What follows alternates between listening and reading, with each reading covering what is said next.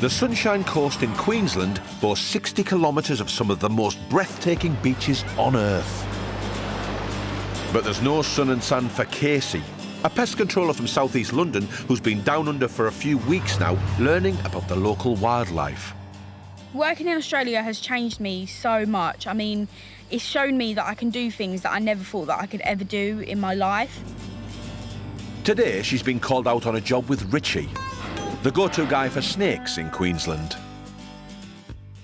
I love the anticipation of turning up to a job where I don't know what the snake's going to be. I love it, and so that's what I'm feeling as I'm turning up to the job. I'm wondering what it's going to be. Hiya. Hi, how are you? Victoria. I am. Thank you for coming over. Hello. Local resident Victoria owns this garden centre and she's called for help. And you've seen plenty of pythons, haven't you? Yes, I've seen lots of pythons And it's here. not a python? Not a python, definitely not a python. It was sitting underneath a pot, and I've seen different snakes here from time to time, which I really am quite nervous about snakes. But I'm starting to learn a lot more about them, so I'm getting to know which ones are which, but this one just looks different. So come up this way, I'll show you where it is. Even in the Aussie suburbs, snakes are never far away. They're watching you and you can't see them, and that's the most nervous thing. Where that plant is sitting on the sink, it's Behind that. it's behind that. I wonder how it got under there. Oh, yeah, look. So it's climbed up through there. I'm not going to be able to tell what it is. No, it's very hard, so I think we need to lift. expert, I think we need to lift the pots. If Richie tells me that I need to go and do it myself and it's a venomous snake, then I'll do it, but I'm going to be wary. Before Kasey and Richie try to catch and bag the snake, they have to identify it. And with so many venomous snakes in the region, a mistake could cost them their lives. Wow, it's a rough-scaled snake. So it's around the 15th most venomous snake in the whole world. It has killed someone before, as a snake like this. It's a ready biter. They are a really nervous snake, and they will bite, bite, bite. If the rough-scaled snake did bite Kasey, it would quickly release 2 different types of neurotoxins into her system that could paralyse her and stop her heart. Just remain calm, yeah? Yep. So what's the trick? There's no trick. What's the... Every snake reacts differently. So what I'm going to do is I'm going to have you with the hook ready. The bag's going to be close, though, yeah? Yeah, and if it takes off, we've got the hook and bag ready. That's the Plan. perfect scenario.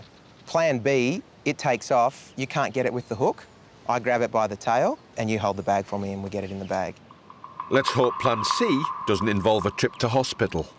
Move really slowly. OK. So you have your hook up here, like this.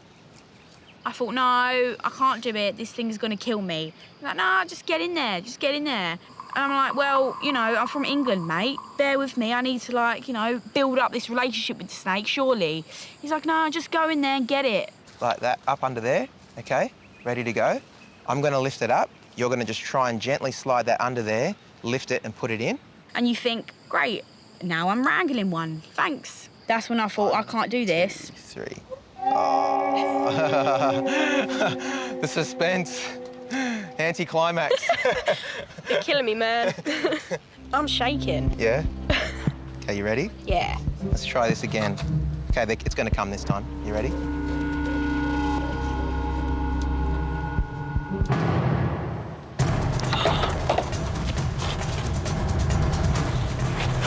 OK. I want you to slide the hook up under it. All right? Just from the back there, that's it. Look at that. Whoa! Well done. I was scared that it was actually going to come for me and bite me. That's the first time I've kind of seen a snake move that quickly as well. I feel relieved. I'm still feeling a little shaky. Probably just at the anticipation of catching it and what it was in particular. A job well done by her, particularly for this type of snake. She's done really well. Woo! Well done, mate.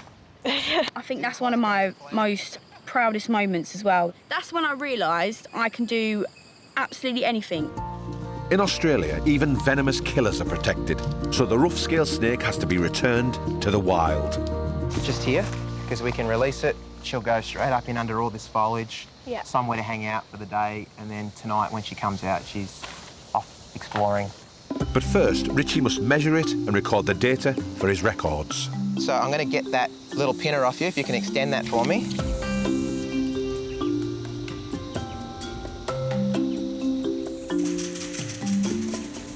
Oh, you're so brave. Going to... Oh, gee, she feels so fat and spongy down here. There's some babies in there. The full-grown female measures 96 centimetres and she'll give birth to up to 18 venomous babies that are killers from the moment they slither away. These guys don't lay eggs. She'll actually deliver live snakes and they'll take off straight into the bush, straight on their own. No maternal instincts from this snake, and they're on their own to fend for themselves straight away. I'm worried that it might come in my direction. But if it does, then what should I do? Just run? No, stand still. If you stand still, the snake won't see you. Look, I'll let it go between my legs just to prove that to you, if you like. Yeah. What do you reckon? Yeah. You ready? Are you ready? I'm ready.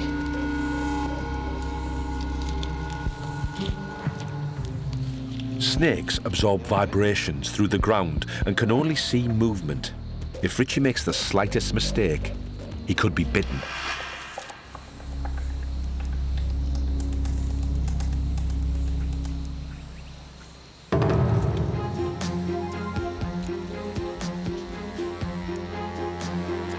Because my leg wasn't moving, it doesn't seem my leg is a threat at all.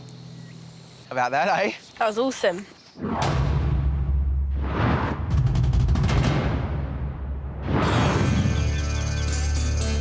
North Queensland, 8 times the size of Great Britain, and croc country. These huge prehistoric creatures have lurked in saltwater creeks like this, untouched by evolution, for over 200 million years. In the town of Rockhampton is Corana Farm, where animal lover Martin from Canterbury has been sent on a crash course in croc wrangling. Being an animal lover, crocodiles, for me, are one of my, they're my favourite animal. Well, I've been working with crocs since 1972. Wow. And you don't get bored of it? That's a long time. Never. Every day is a new day, and every year I learn something new about crocodile. Martin's croc wrangling apprenticeship is overseen by the owner of the farm, John Lever, who's been working with crocs for most of his life. Well, he's got a general passion for animals, that's for sure. I mean, his knowledge of the general wildlife scene is pretty good. This crocodile over here is called Oscar. It's the opportunity of a lifetime for Martin, as John has offered to train him to work with these amazing creatures.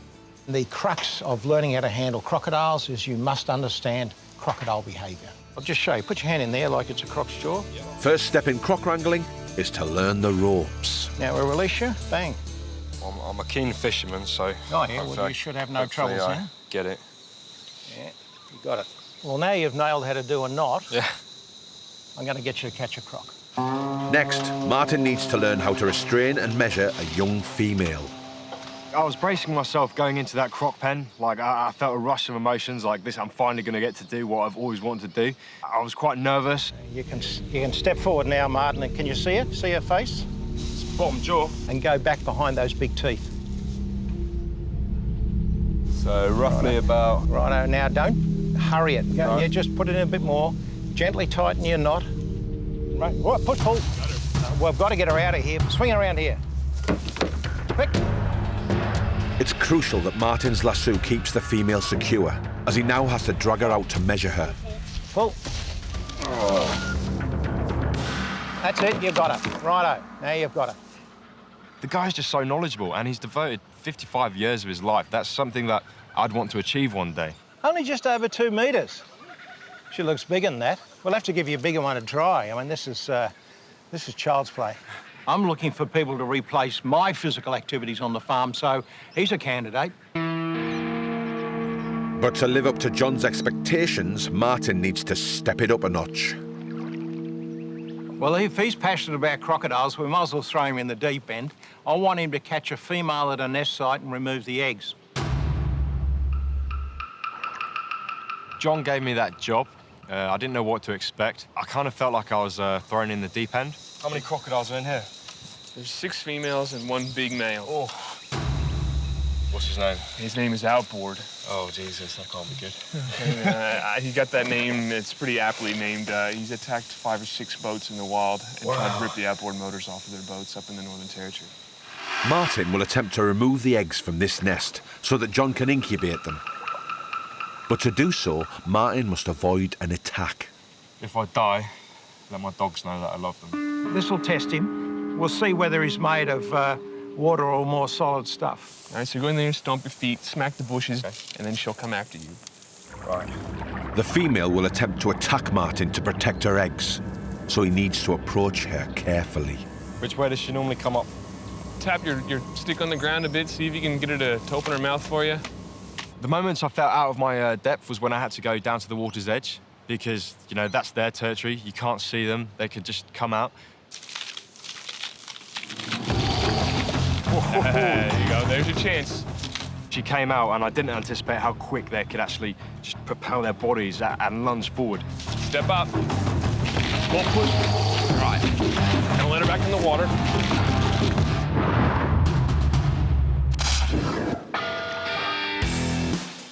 In Rockhampton, at Corana Croc Farm, British pest controller Martin is learning to handle crocodiles. Pull, push. There you go, you got He her. needs to restrain a female so that he can remove the eggs from her nest. Don't let her back in the water. No, you're right, we'll just pull. He's working with the farm's owner and Australia's top croc expert, John Lever. This is a dangerous situation. You've got to work as a team. I'm going to have to keep a very close eye on him. Martin's lasso has secured the angry female's top jaw, but she can still snap down on anything in her way. Once you get almost directly behind her, you're gonna have to move quick. She's gonna roll. Try and wrap her up in it. Don't lock it off. Yeah, there you go. With both jaws tied, Martin has to tape her mouth shut. Give you some tape. He's hoping his lasso knots don't fail him. 1 or 2 more wraps and you're done. That'll do. Beautiful. God, that's hard work. The female has been restrained, and once she's been tied safely to a tree in the shade, they can cautiously approach the nest.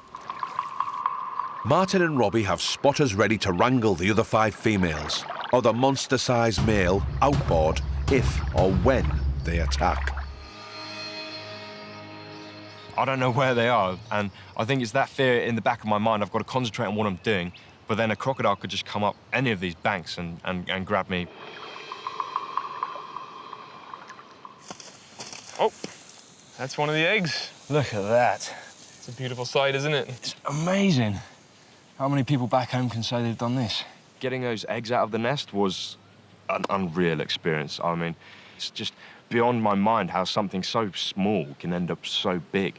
I felt like I was on the scene of Jurassic Park dusting the eggs. Oh, wow. So how do you tell a good egg from a bad egg? That white band is what we call a fertility band, and that indicates to us that there's a baby growing in there. If that white band wasn't there, then that would be an infertile egg, and we would discard it. The bigger that band gets, the more developed that baby is. See, this is the side of crocodiles that people don't see. There is a very gentle side to crocs. But they're not gentle towards humans removing their eggs. John's staff keep their eyes peeled in case of an attack. Egg collection is a team event. You never do it on your own. That's a recipe for disaster. His teammates now are his minders. And remember, I have a vested interest in these eggs. I don't want people to run away and leave the eggs there. If he does come up, I want the eggs out safely. These eggs are potentially worth thousands and will be incubated artificially for 65 to 90 days. But Martin is not home and dry. He still has to release the angry female. All right, Martin, now your job's gonna be to get that tape off. Tape off, right. I'll try to do it as quick as possible. Just watch that sideways swing. Yep. She's got this look in her eye, I'm gonna get you. And so obviously I've got to put the trust back into the guys with the ropes to control her. And I'm just there trying to take the tape off, and now and then she just thrashes around. All right, tape's off. So now we're gonna release her. And you gotta get in there and you gotta try and untangle all that rope. Untangle the rope. Absolutely. If those ropes aren't tight enough or one of them snaps, she can come straight for me, especially when the tape's off her mouth. What's my next move? Your next move is to pull that other one. This one here? Yep. Right. All right, go for it. 1, 2, 3. All right, now back away. Let her be. Now free, The female has two choices: retreat to the water or charge her captors. Luckily, she's taken the first option. Working with crocs, I think it's something I was born to do. I was just loving it. I wish I lived there. He did well. He's passionate about crocodiles, and that comes through loud and clear. I'm excited for him. Thank you. What's her name?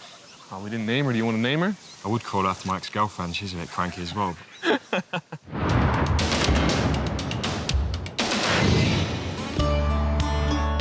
In the southern Queensland town of Budgerim, night has fallen.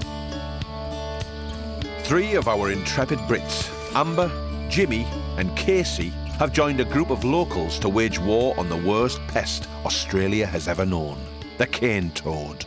Back in the UK, when me and my mates normally meet up, it's normally to go to the pub or play snooker. Very rarely do we go out looking for cane toads. Me and my girls would never do this. Like, they're going to think that I'm absolutely crazy. They don't like things like this. They don't like anything that I'm doing right now. G'day, guys. How you going? G'day, everyone. Leading the toad hunt tonight, eco-warriors Max and Lachlan. So the reason for catching these guys is they're actually an invasive species. They're causing havoc right across Australia. And the reason that they're such a problem is these venom glands on the side of their head. You'll see two big glands right behind the eyes there. And the problem is, when our native species try and eat these guys, they ingest that poison and that'll usually prove fatal. What we're gonna do tonight, we're gonna go around, catch as many of these guys as we can, pop them in the buckets, take them home and get them out of here. All right, let's go. Good luck, guys. Prepare to lose. You're gonna need it. The government has no formal initiative to eradicate them, so the Aussie public have taken it into their own hands, like Amelia. It's not so much a strange thing in Australia to go pick up toads. Everyone, since they were a little toddler, would go and collect toads. It was just a thing, really. Gross, isn't it? Strange but true. Toad hunting has become a national pastime. What we do here, we just meet up with a few friends, get some torches, go out, collect the cane toads. We're just trying to protect the land that we love. Toads were introduced to Australia in 1935 to eat a beetle that was destroying sugarcane crops. Instead, they ate everything else. With an estimated 200 million of them, the Aussies are outnumbered. This little amphibian has caused destruction and misery across Australia.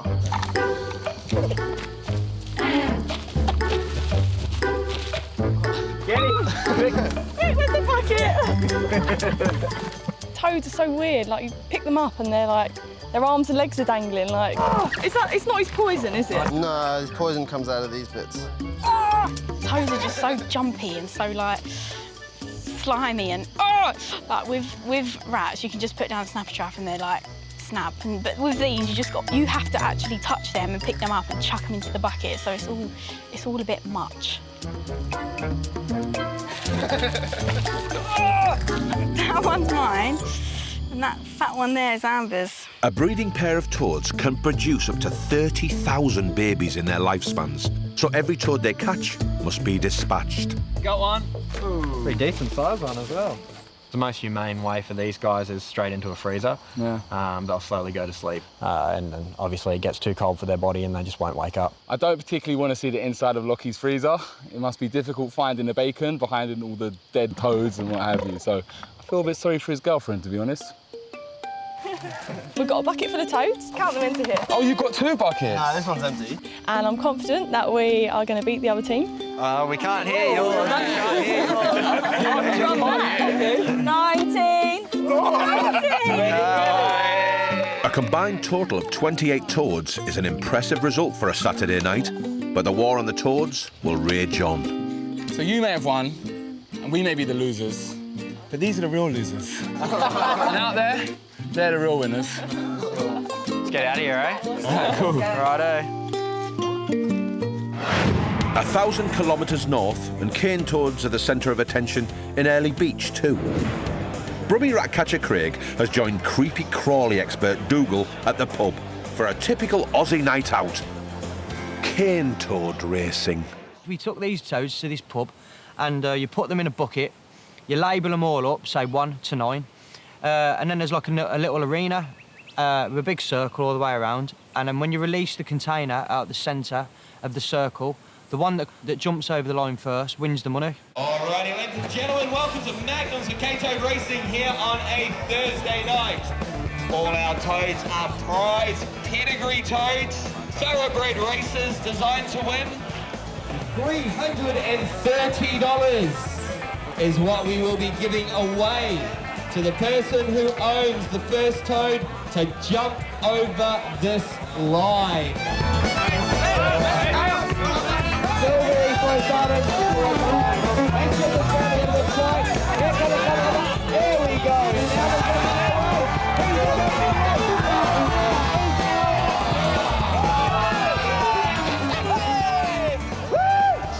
Oh yeah! In your face! Of course, I won the race, took the money, and took his beer as well.